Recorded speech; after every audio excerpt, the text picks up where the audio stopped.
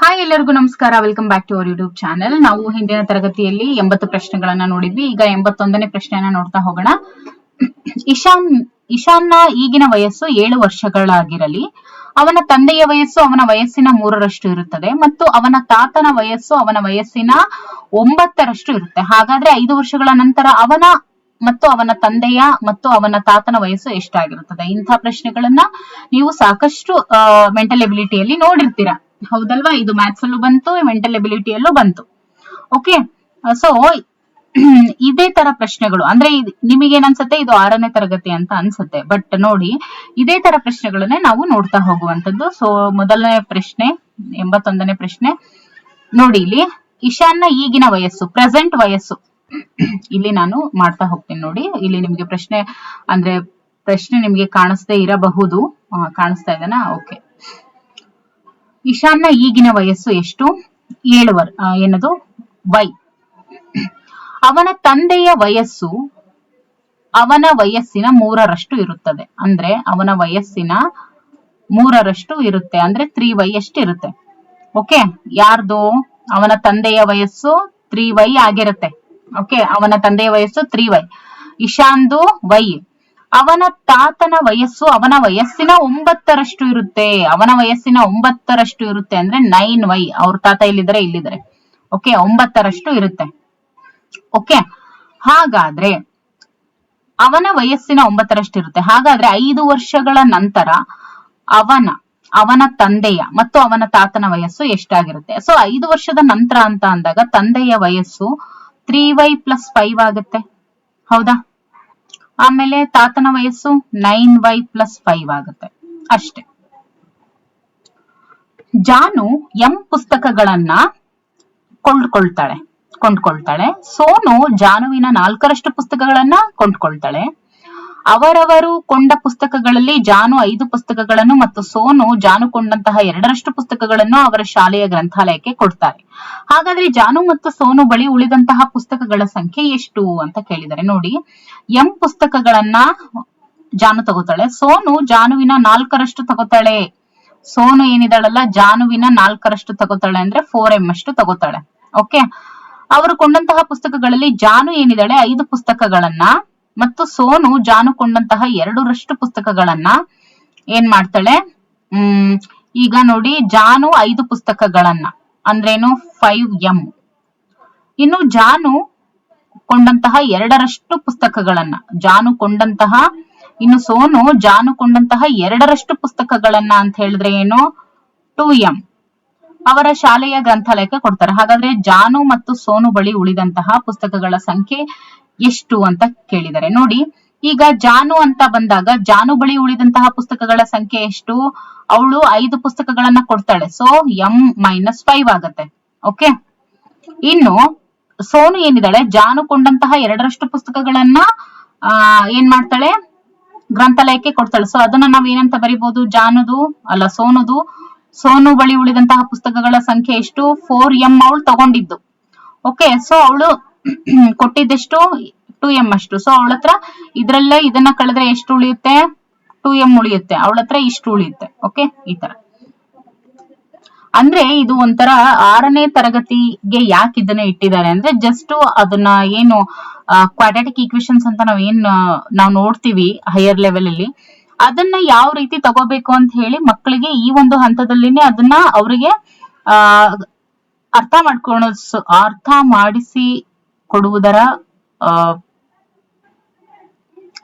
ಮಾಡಿಸುವುದಕ್ಕೋಸ್ಕರ ಇದನ್ನ ಇಟ್ಟಿದ್ದಾರೆ. ಓಕೆ, ಯಾವ ರೀತಿ ನಾವು ತಗೋಬೇಕು ವೇರಿಯೇಬಲ್ಸ್ ಮತ್ತೆ ಕಾನ್ಸ್ಟೆಂಟ್ಸ್ ಅಂತ ಹೇಳಿ. ಕಲಿಕಾ ಫಲ. ಈಗ ಅನುಪಾತ ಮತ್ತು ಸಮಾನುಪಾತ ಬಳಸಿ ನಿತ್ಯ ಜೀವನದ ಸಮಸ್ಯೆಗಳನ್ನ ಬಿಡಿಸ್ತಾ ಹೋಗ್ತಾರೆ ಮಕ್ಕಳು. ಇದ್ರ ಬಗ್ಗೆ ನಾವು ನೋಡ್ತಾ ಹೋಗೋಣ. ಸೂಕ್ತ ಉತ್ತರಕ್ಕೆ ಗುರುತನ್ನ ಹಾಕಿ ಅಂತ ಇದೆ. 83ನೇ ಪ್ರಶ್ನೆ. ಚಿತ್ರದಲ್ಲಿ ವೃತ್ತ ಮತ್ತು ಚೌಕಗಳ ಸಂಖ್ಯೆಗಳಿಗಿರುವಂತಹ ಅನುಪಾತ ಎಷ್ಟು ಅಂತ ಕೇಳಿದ್ದಾರೆ. ವೃತ್ತ ಅಂದ್ರೆ ಸರ್ಕಲ್ ಮತ್ತೆ ಚೌಕ 2. ಸೊ 3:2 ಅಂತ ಹೇಳ್ಬೋದು. ಯಾಕಂದ್ರೆ ವೃತ್ತ ಏನಿದೆ 3 ಇದೆ, ಚೌಕ ಅಂತ ಕೇಳಿದರೆ ಚೌಕ 2 ತಗೊಂಡಿದೀವಿ. So 3:2 is the right answer. ಇನ್ನು 84ನೇ ಪ್ರಶ್ನೆ. ಚೌಕ ಮತ್ತು ಈ ಟ್ರಯಾಂಗಲ್ ಏನಿದೆ, ಈ ಬಾಹುಗಳ ಸಂಖ್ಯೆಗಳಿಗಿರುವಂತ ಅನುಪಾತ 1 2 3 4 ಮತ್ತಿದು 1 2 3. So 4:3 is the right answer. 85ನೇ ಪ್ರಶ್ನೆ. ತರಗತಿಯಲ್ಲಿ 20 ಹುಡುಗಿಯರು ಮತ್ತು 15 ಹುಡುಗರು ಇದ್ದಾರೆ. ಹುಡುಗಿಯರು ಮತ್ತು ಹುಡುಗರ ಸಂಖ್ಯೆಗಿರುವಂತ ಅನುಪಾತ 5 3s 5 4s. ಸೊ 4:3 ಇದೆಯಲ್ಲ, this is the right answer. Okay,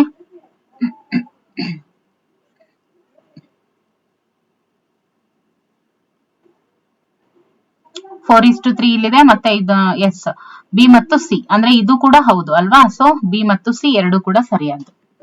ಇನ್ನು 24:30 ಇದರ ಸಂಕ್ಷಿಪ್ತ ರೂಪ ಏನು? 6 5s 30, 6 4s 24. ಸೊ 4:5 ಏನಿದೆಯಲ್ಲ, this is the right answer. ಇನ್ನು 87ನೇ ಪ್ರಶ್ನೆ. 36:84 ಇದರ ಸಮಾನ ಅನುಪಾತ ಯಾವುದು ಅಂತ ಕೇಳಿದರೆ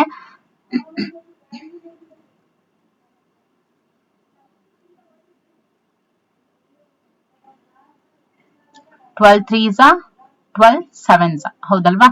ಸೊ 3:7 ಏನಿದೆಯಲ್ಲ, ಇದು ಸರಿಯಾದಂತ ಅನುಪಾತ. 88ನೇ ಪ್ರಶ್ನೆ. ಸಾರಿ. ಎರಡೂ ಬುಟ್ಟಿಯಲ್ಲಿ ಇರುವಂತಹ ಒಟ್ಟು ಹಣ್ಣುಗಳ ಸಂಖ್ಯೆಗೂ ಮತ್ತು ಸೇಬು ಹಣ್ಣುಗಳ ಸಂಖ್ಯೆಗಳಿಗೂ ಇರುವಂತಹ ಅನುಪಾತ ಏನು? ಒಟ್ಟು ಬುಟ್ಟಿಯಲ್ಲಿ ಎಷ್ಟಿದೆ? 45 ಇದೆ.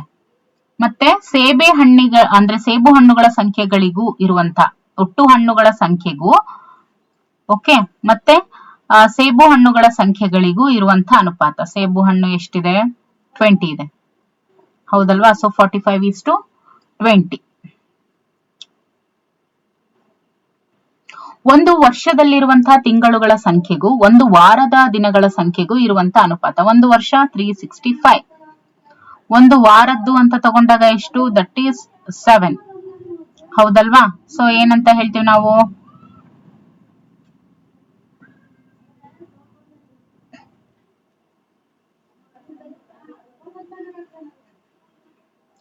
ಒಂದು ವರ್ಷದಲ್ಲಿರುವಂತಹ ತಿಂಗಳುಗಳ ಸಂಖ್ಯೆಗೆ, ಓಕೆ, ಒಂದು ವರ್ಷದಲ್ಲಿ ಇರುವಂತಹ ತಿಂಗಳು.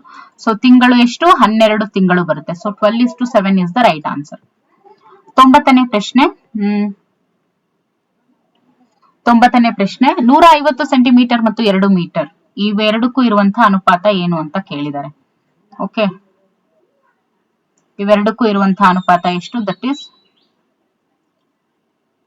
3:4. Okay,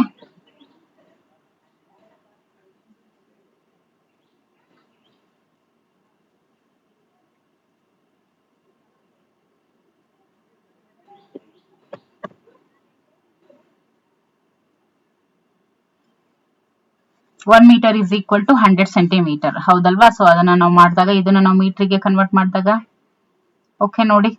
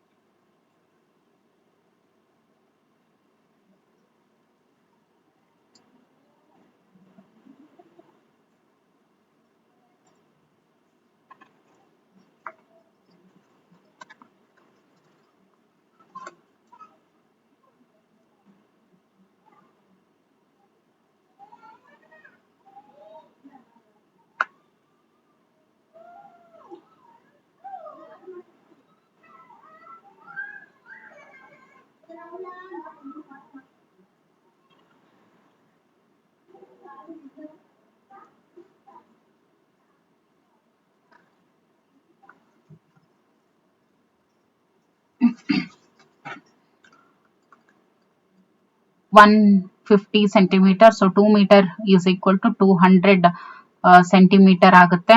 so 0 0 cancel. Okay, 5 4s 20, 5 3s 15. So 3:4. Okay, 3:4 4 ನೋಡಿ, 3:4 ಮತ್ತೆ 6:8 ಅಂತ ಕೊಟ್ಟಿದ್ದಾರೆ. ಇವುಗಳಲ್ಲಿ ಅಂತ್ಯ ಪದಗಳು ಅಂತ ಕೇಳಿದ್ರೆ, ಅಂತ್ಯ ಪದಗಳು ಅಂತ ಹೇಳಿದಾಗ 4 ಮತ್ತೆ 8 ಇದೆಯಲ್ಲ, ಇದು ಅಂತ್ಯ ಪದಗಳು. ಇವುಗಳಲ್ಲಿ ಅಂತ್ಯ ಪದಗಳು 91. ಓಕೆ, ಯಾವುದು ಇದರಲ್ಲಿ ಅಂತ್ಯ ಪದಗಳು?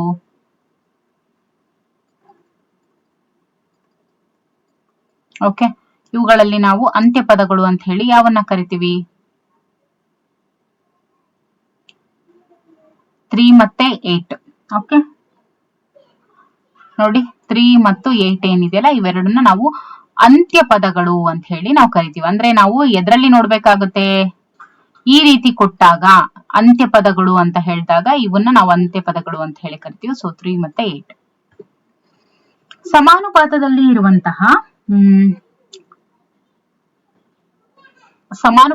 ಇರುವಂತಹ ಅನುಪಾತಗಳು ಅಂತ ಕೇಳಿದರೆ 5 1s 5 3s ಇದು ಅಲ್ಲ. ಓಕೆ, ಇನ್ನು 2 2s 2 3s ಇದು 2 4s ಇದು ಅಲ್ಲ. ಆಮೇಲೆ 5 3s ಅಲ್ಲ, ಇದು ಕೂಡ ಅಲ್ಲ. 4 4s 16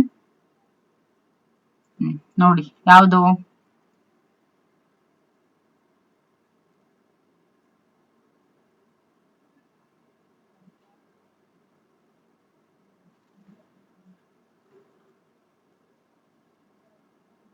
four 8s 32, 2 2s 2 4s ಅಂದ್ರೆ ಇದು 2 ಮತ್ತೆ 4 ಇದೆ. ಇದು 5 2s 10, 5 4s 20.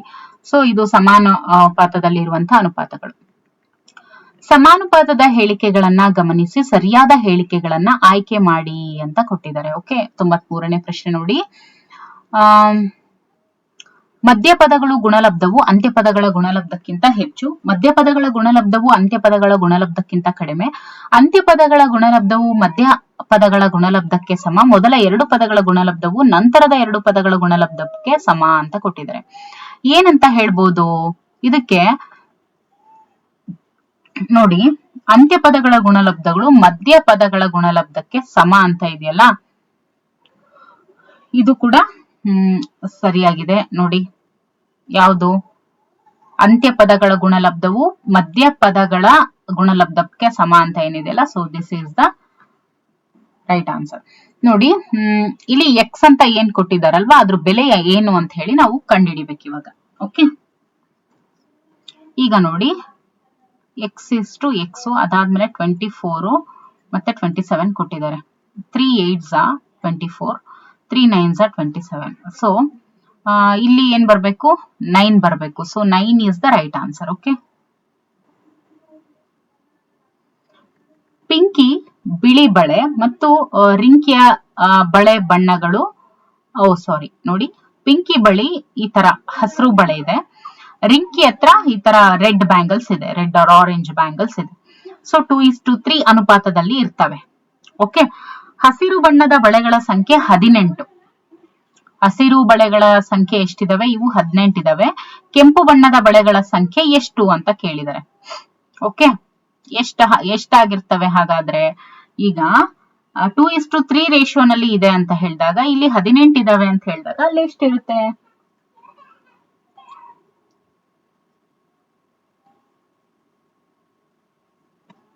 $27 ಇರುತ್ತಾ, 12 ಇರುತ್ತಾ, 36 ಇರುತ್ತಾ, 24 ಇರುತ್ತಾ? 27 ಇರುತ್ತೆ. ಓಕೆ, 27 ಇರುತ್ತೆ. ಎ ಬಿ ಸಿ ಮತ್ತು ಡಿ ಗಳು ಸಮಾನ ಅನುಪಾತದಲ್ಲಿ ಇದ್ದಾಗ ಏನಾಗುತ್ತೆ ಅಂತ ಕೇಳಿದ್ದಾರೆ. ನೋಡಿ, ಎ ಬಿ ಸಿ ಮತ್ತು ಡಿ ಗಳು ಸಮಾನ ಅನುಪಾತದಲ್ಲಿ ಇದ್ದಾಗ A into B is equal to C into D ನ, ಅಥವಾ A into C is equal to B into D ನ, ಅಥವಾ A into D is equal to B into C ನ ಅಂತ ಕೇಳಿದರೆ, ನೋಡಿ A into D is equal to, ನೋಡಿ A B C D ಇವು ಇಷ್ಟು ಕೂಡ ಸಮಾನ ಅನುಪಾತದಲ್ಲಿ ಇದ್ದಾಗ A into D is equal to B into C ಏನಿದೆಯಲ್ಲ, this is the right answer. ಇನ್ನು 97ನೇ ಪ್ರಶ್ನೆ, 5 ಕೆಜಿ ರೈಸ್ ನ ಬೆಲೆ 365 ರೂಪಾಯಿ ಆದ್ರೆ 8 ಕೆಜಿ ಅಕ್ಕಿಯ ಬೆಲೆ ಎಷ್ಟು ಅಂತ ಕೇಳಿದರೆ, 5 8s 40, 6 8s 48, 52 ಆಗುತ್ತೆ. Okay, 3 8s 24, 25, 26, 27. ಹೌದಾ? ನೋಡಿ, ಸರಿಯಾದಂತ ಉತ್ತರ ಯಾವುದು?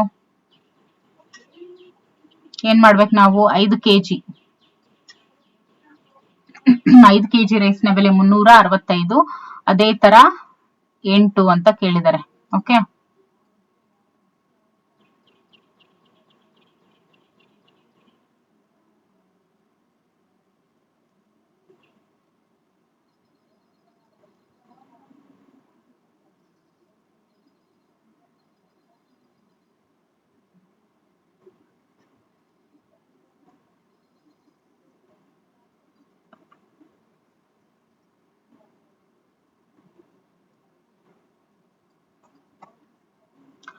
ಓಕೆ, 5 kg ಬೆಲೆ, 5 kg ಅಕ್ಕಿ ಬೆಲೆ 365. ಇದು ಎಷ್ಟು? 5 kg. ಓಕೆ, ಇದು ಎಷ್ಟು? 5 kg ಬೆಲೆ 365. 5 kgಗೆ 365. ಹಾಗಾದ್ರೆ ಇಲ್ಲಿ ನಾವು ಏನ್ ಮಾಡ್ಬೇಕು? 1 kg ಬೆಲೆ ಎಷ್ಟು ಅಂತ ಫಸ್ಟ್ ಕಂಡಿಡ್ಕೋಬೇಕು. ಓಕೆ, 1 kg ಎಷ್ಟು? 5 1s 5, 7s 35, 5 3s 15. ಸೊ 7. ಇವಾಗ 1 kg ಬೆಲೆ 73 ರೂಪಾಯಿ ಅಂತ ಗೊತ್ತಾಯ್ತು. ಈಗ ಇಂಟು 8 ಮಾಡಿದ್ರೆ 3 8s 24, 7 8s 56, 57 58. ಸೊ 584 kg ಬೀಳುತ್ತೆ. ಓಕೆ, 98ನೇ ಪ್ರಶ್ನೆ. ರೀನಾ ಮತ್ತು ಮೀನಾಳ ಬಳಿ ಕ್ರಮವಾಗಿ 12 ಮತ್ತು 18 ರೂಪಾಯಿ ಇದೆ. ಇಬ್ರು ಸೇರಿ 30 ರೂಪಾಯಿಗೆ 20 ಚಾಕ್ಲೇಟ್ ಗಳನ್ನ ತೆಗೆದುಕೊಂಡ್ರೆ ಇಬ್ರು ಕೂಡ ಹಂಚಿಕೊಳ್ಳುವಂತಹ ಚಾಕ್ಲೇಟ್ ಗಳ ಸಂಖ್ಯೆ ಎಷ್ಟು? 30 ರೂಪಾಯಿಗೆ 20 ಚಾಕ್ಲೇಟ್ ಗಳನ್ನ ಅವ್ರು ತಗೋತಾರೆ. ಸೊ ಕ್ರಮವಾಗಿ ಇಬ್ರು ಎಷ್ಟು ಹಂಚ್ಕೋತಾರೆ ಅಂತ ಇದೆ. ಕ್ರಮವಾಗಿ ಇಬ್ರು ಎಷ್ಟನ್ನ ಹಂಚ್ಕೋತಾರೆ ಅಂತ ಹೇಳಿದ್ರೆ, ರೀನಾ 8 ಚಾಕ್ಲೇಟ್ ಅನ್ನ ತಗೋತಾಳೆ. ಯಾಕೆಂದ್ರೆ ನೋಡಿ, ಈಗ ಇಬ್ರು ಸೇರಿ 30 ರೂಪಾಯಿಗೆ 20 ಚಾಕ್ಲೇಟ್ ಅನ್ನ ತಗೊಂಡ್ರು. ಓಕೆ, ಎಷ್ಟು ತಗೊಂಡ್ರು? 30 ರೂಪಾಯಿಗೆ 20 ಚಾಕ್ಲೇಟ್ ಅನ್ನ ತಗೊಂಡ್ರು. ಇವಳ ಹತ್ರ ಎಷ್ಟಿದೆ? 30 ರೂಪಾಯಿ ಅಂತ ಹೇಳಿದ್ರೆ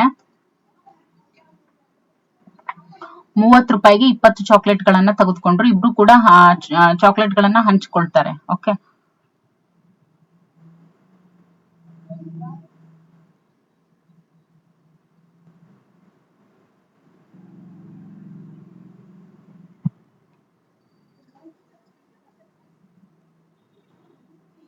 ರೂಪಾಯಿಗೆ 20 ಚಾಕ್ಲೇಟ್. ಹೌದಲ್ವಾ? ನೋಡಿ, ಇವಾಗ ರೀನಾಳ ಬಳಿ ಮತ್ತೆ ರೀನಾನ ಹತ್ರ ಎಷ್ಟಿದೆ? 12 ರೂಪಾಯಿ ಇದೆ. ಇವಳ ಹತ್ರ ಎಷ್ಟಿದೆ? 18 ಇದೆ. 18 ರೂಪಾಯಿ. ಎರಡೂ ಸೇರಿದ್ರೆ ಎಷ್ಟಾಯ್ತು? 30 ರೂಪಾಯಿ ಆಯ್ತು. ಸೊ 30 ರೂಪಾಯಿಯನ್ನ ಕೊಟ್ಟು 20 ಚಾಕ್ಲೇಟ್ ಗಳನ್ನ ತಗೋತಾರೆ. 20 ಚಾಕ್ಲೇಟ್ ಅಂತ ಅಂದ್ರೆ ಎಷ್ಟು? 20 ಚಾಕ್ಲೇಟ್ ಅಂತಂದಾಗ ಒಬ್ಬೊಬ್ರಿಗೂ ಎಷ್ಟು ಬೀಳುತ್ತೆ ಅಂದ್ರೆ, ಒಂದು ಚಾಕ್ಲೇಟ್ ನ ಬೆಲೆ 2 ರೂಪಾಯಿ ಆಗುತ್ತೆ. ಹೌದಲ್ವಾ?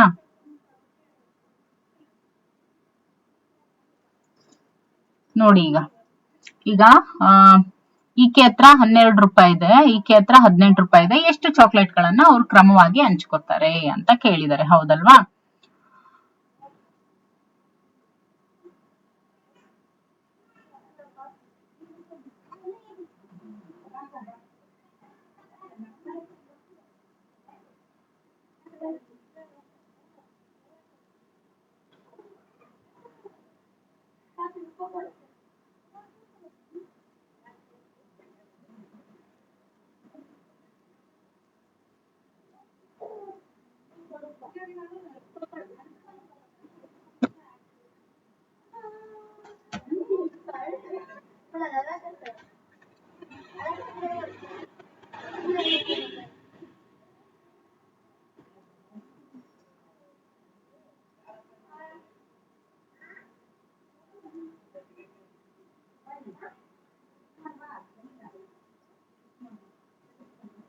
ನೋಡಿ, ಇವಾಗ 30 ರೂಪಾಯಿ ಕೊಟ್ಟು 20 ಚಾಕ್ಲೇಟ್ ತಗೊಂಡ್ರೆ ಒಂದು ಚಾಕ್ಲೇಟ್ ನ ಬೆಲೆ 1.5 ರೂಪಾಯಿ ಬಿದ್ದಂಗ ಆಯ್ತು.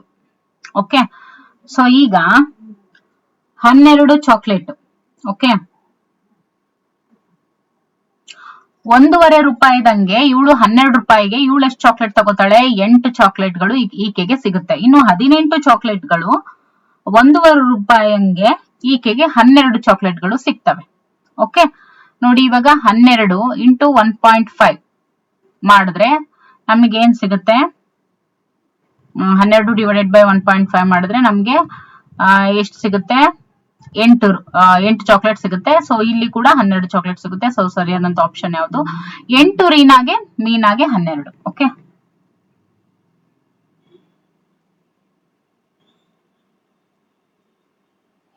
ಇನ್ನು ಅನು 50 ರೂಪಾಯಿಗೆ 3 ಕ್ಲಿಪ್ ಗಳನ್ನ ಹಾಗೂ ತನು 50 ರೂಪಾಯಿಗೆ 10 ಕ್ಲಿಪ್ ಗಳನ್ನ ತೆಗೆದುಕೊಳ್ತಾಳೆ. ನೋಡಿ, 50 ರೂಪಾಯಿ ಕೊಟ್ಟು ಈಕೆ 3 ಕ್ಲಿಪ್ ಗಳನ್ನ ತಗೋತಾಳೆ. ಈಕೆ 50 ರೂಪಾಯಿ ಕೊಟ್ಟು 10 ಕ್ಲಿಪ್ ಗಳನ್ನ ತೆಗೆದುಕೊಳ್ತಾಳೆ.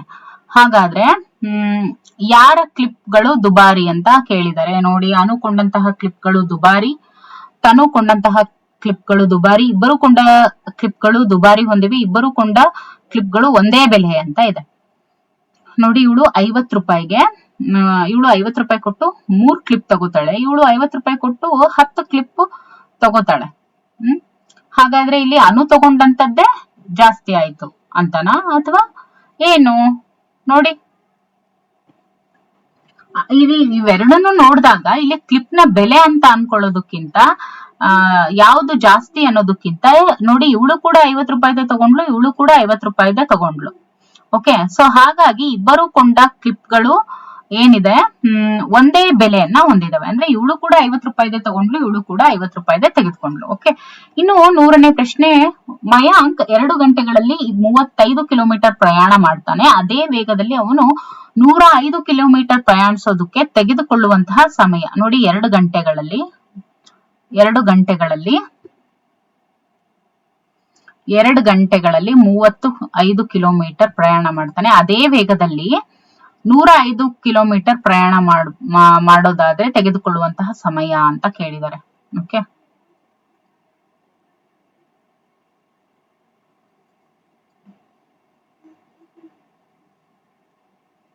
ಓಕೆ, ಎಷ್ಟಾಗುತ್ತೆ?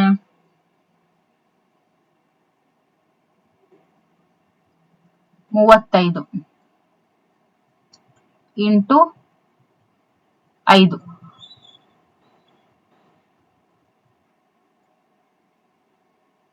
ಇದು 165 ಆಯ್ತು. ಸೊ ಬೇಡ, 4 ಮಾಡಿದ್ರೆ 3 ಆಡ್ ಮಾಡೋಣ. ಓಕೆ, 35 ಇಂಟು 3 3 5 15 3 3 9 10 ಅಂದ್ರೆ 2 ಪ್ಲಸ್ 3 ಏನಾಗುತ್ತೆ? 5 ಗಂಟೆ ಸಮಯ ತೆಗೆದುಕೊಳ್ಳುತ್ತೆ. ಅಂದ್ರೆ ನೋಡಿ ಇಲ್ಲಿ ಆಲ್ರೆಡಿ 2 ಗಂಟೆ. ಸೊ ಅದಕ್ಕೆ ನಾವು ಇನ್ನು ಎಷ್ಟು ಗಂಟೆ ಆಡ್ ಮಾಡ್ಬೇಕು? 105 ಕಿಲೋಮೀಟರ್ ಅನ್ನ ಪ್ರಯಾಣಿಸ್ಬೇಕು ಅಂತ ಅಂದ್ರೆ ಎಷ್ಟು?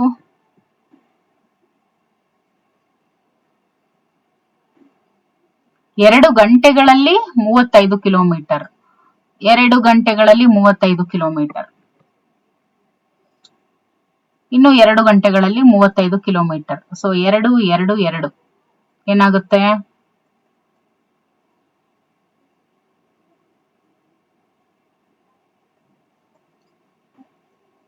6 ಗಂಟೆ ತೆಗೆದುಕೊಳ್ಳುತ್ತೆ. ಓಕೆ, 6 ಗಂಟೆ ತೆಗೆದುಕೊಳ್ಳುತ್ತೆ. 101ನೇ ಪ್ರಶ್ನೆ ನೋಡಿ. 5 ಕೆಜಿಗೆ 60 ರೂಪಾಯಿ. ಓಕೆ, 6 ಕೆಜಿಗೆ 84 ರೂಪಾಯಿ. ಶಿವಾನಿ ಟೊಮೆಟೊ ಕೊಳ್ಳೋದಕ್ಕೆ ಹೋದಾಗ 1ನೇ ಅಂಗಡಿಯಲ್ಲಿ ಮೊದಲನೇ ಅಂಗಡಿನಲ್ಲಿ 5 ಕೆಜಿ ಟೊಮೆಟೊನಿಗೆ 60 ರೂಪಾಯಿ ಇರುತ್ತೆ ಮತ್ತು 2ನೇ ಅಂಗಡಿಯಲ್ಲಿ 6 ಕೆಜಿಗೆ 84 ರೂಪಾಯಿ ಇರುತ್ತೆ. ಹಾಗಾದ್ರೆ ಶಿವಾನಿ ಯಾವ ಒಂದು ಅಂಗಡಿಯಲ್ಲಿ ಆಕೆ ಟೊಮೆಟೊ ಹಣ್ಣು ತೆಗೆದುಕೊಂಡ್ರೆ ಉತ್ತಮ ಅಂತ ಕೇಳಿದರೆ 1ನೇ ಅಂಗಡಿ, 2ನೇ ಅಂಗಡಿ, ಎರಡರಲ್ಲೂ ಮತ್ತೆ ಯಾವುದು ಅಲ್ಲ ಅಂತ ಇದೆ. ಯಾವುದು? ನೋಡಿ ಇಲ್ಲಿ 60 ರೂಪಾಯಿ ಕೊಟ್ರೆ ಇಲ್ಲಿ 5 ಕೆಜಿ ಸಿಗುತ್ತೆ. ಬಟ್ ಇಲ್ಲಿ 14 ರೂಪಾಯಿ ಜಾಸ್ತಿ 6 ಕೆಜಿ ಕೊಡ್ತಾರೆ. ಸೊ ಯಾವುದು ಇಲ್ಲಿ ಉತ್ತಮ? 1ನೇ ಅಂಗಡಿ ಇಸ್ ದ ಬೆಸ್ಟ್. ಓಕೆ, ಇನ್ನು 102ನೇ ಪ್ರಶ್ನೆ. ನಿಹಾಲ್ ಮತ್ತು ಅವನ ತಂದೆಯ ಈಗಿನ ವಯಸ್ಸು ಕ್ರಮವಾಗಿ 14 ಮತ್ತೆ 42 ಇದೆ. 10 ವರ್ಷಗಳ ನಂತರ ಏನಾಗುತ್ತೆ? ಈ ತಂದು ನಿಹಾಲ್ದು 14, ಈ ತಂದು 42. ಸೊ ಏನಾಗುತ್ತೆ? 10 ವರ್ಷಗಳ ನಂತರ ಅಂದ್ರೇನು 24 ಆಗುತ್ತೆ, ಇಲ್ಲಿ 52 ಆಗುತ್ತೆ. ಸೊ ಏನಂತ ಹೇಳ್ಬೋದು?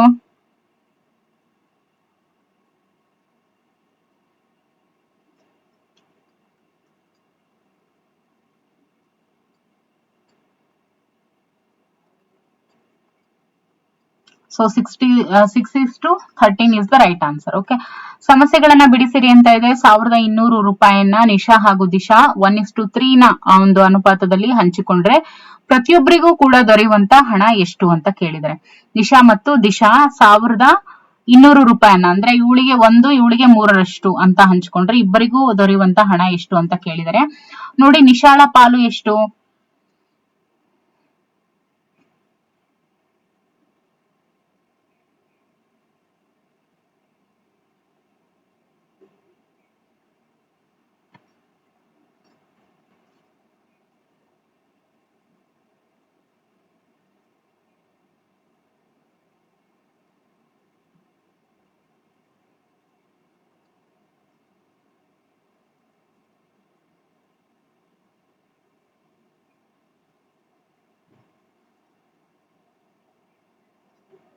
ನೋಡಿ ನಿಶಾಳ ಪಾಲು ಎಷ್ಟು?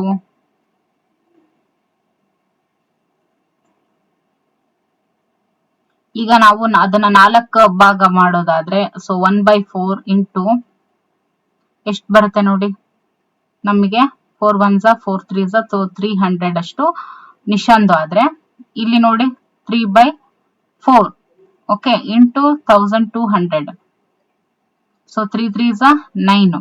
ಸೊ ಈಕೆಗೆ 300, ಈಕೆಗೆ 900 ಅಷ್ಟು ಸಿಗುತ್ತೆ. ಓಕೆ, ಇನ್ನು 7 ಮೀಟರ್ ಬಟ್ಟೆಯ ಬೆಲೆ 1470.